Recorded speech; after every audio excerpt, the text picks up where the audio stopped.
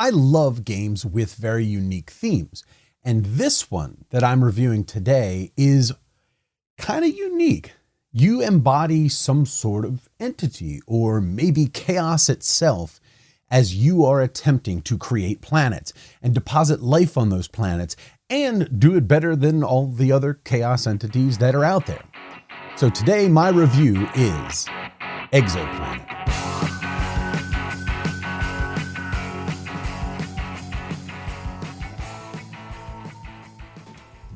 Exoplanet is a 2 to 4 player game in which the players are overseeing the creation of planets and the seeding and development of life on those planets.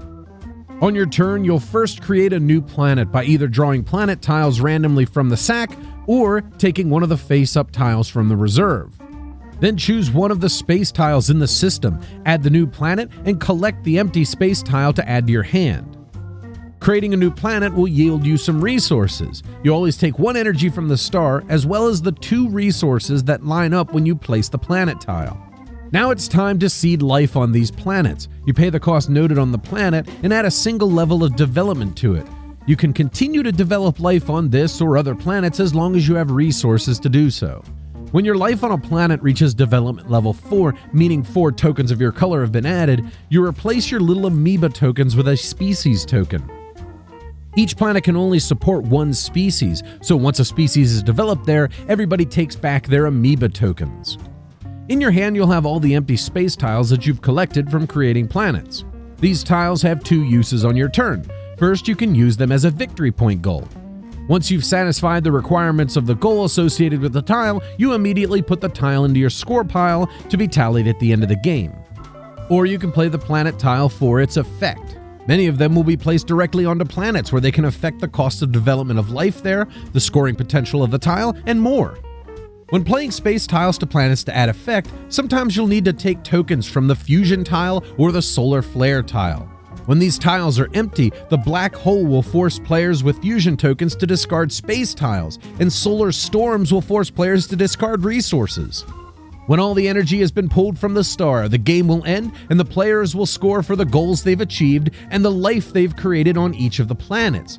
The player with the most points is the greatest galaxy-developing entities in the entire universe. Exoplanet is a game of territory control and resource management. And to me, it's really about the resource management. I feel as though that this game is all about that resource management. And this kind of comes into one of my biggest negatives about the game I had initially when I was playing it, but has kind of gone away. I felt as though this game was over way too fast. It took us about 30 minutes to 45 minutes to play. It says it takes about an hour to play. We were finished quicker than that with 4 players. And I felt like the turns, just the amount of turns that you had were just so few that I couldn't get done what I wanted to get done. But as I played it more, what I realized is that the resource management is what's so important about this game. You need to mine more actions out of this game because there's only like 5 rounds around the table, because when you take the last energy from the star, that's the end of the game. There's 20 of them in there. If there's 4 players, that's 5 turns apiece. But you continue to take actions until you've run out of resources on your turn.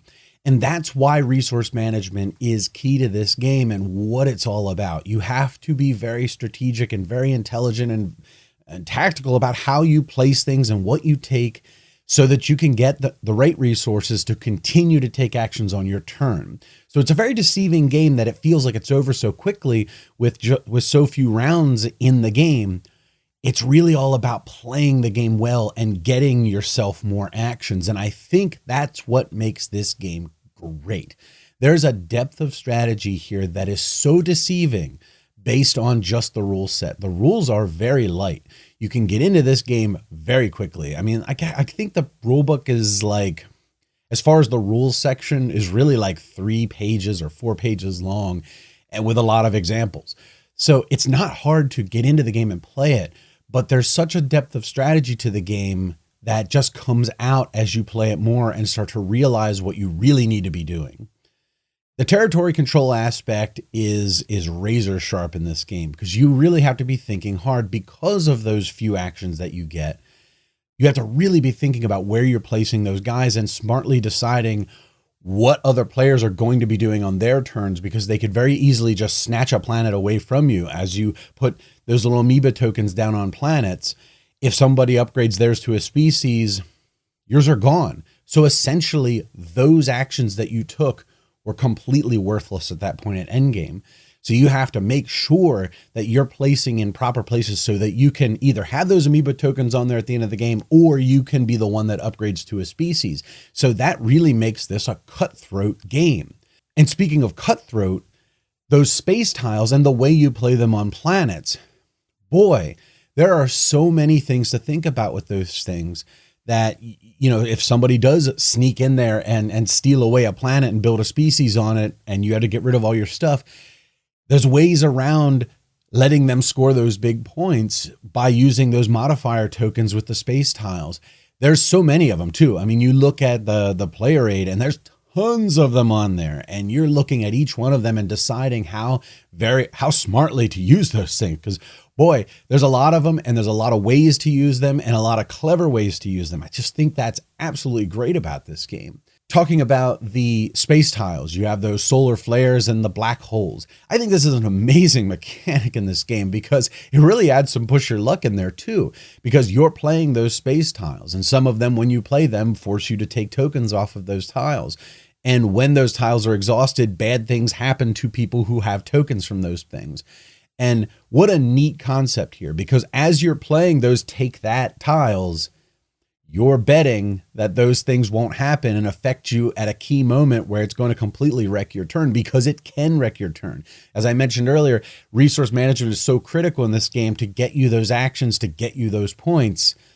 Having one of those things pop and you losing enough resources to be able to do something important at a key moment, man, that's a real gamble right there. But playing the space tile might make up those points for you, or take away points from somebody else, so that kind of evens out. And you really have to crunch the numbers to make sure that that's really going to work for you.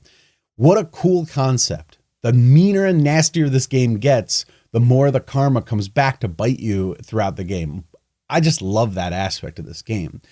And not to mention, I mean, the game's beautiful. I mean, it's clever how the space tiles have the little cutoffs at the bottom, and you can see the modifiers poking out below. I think that's a really cool concept. The artwork is very, very, it's good. It's great. It's more of a graphic design style than a real artwork style. And I appreciate that from a graphic designer's point of view. I really like the way this game looks and how it feels on the table. So all in all, this game is an excellent, excellent game. It doesn't play long, 60 minutes at maximum. It's really easy to learn, but there is such a depth of strategy here to mine out of this game. You could really get some serious plays out of this game if you really wanted to try hard to figure out how to be good at it. And that is the hallmark of a great game right there. I really, really recommend Exoplanet. Check this one out if you're into something like that. Thank you so much for watching my review of Exoplanet. If you're into board game discussion and reviews, miniatures games, card games, role-playing games, all sorts of games, why don't you check out our audio podcast at thesecretcabal.com or on iTunes. And until next time, have a good one.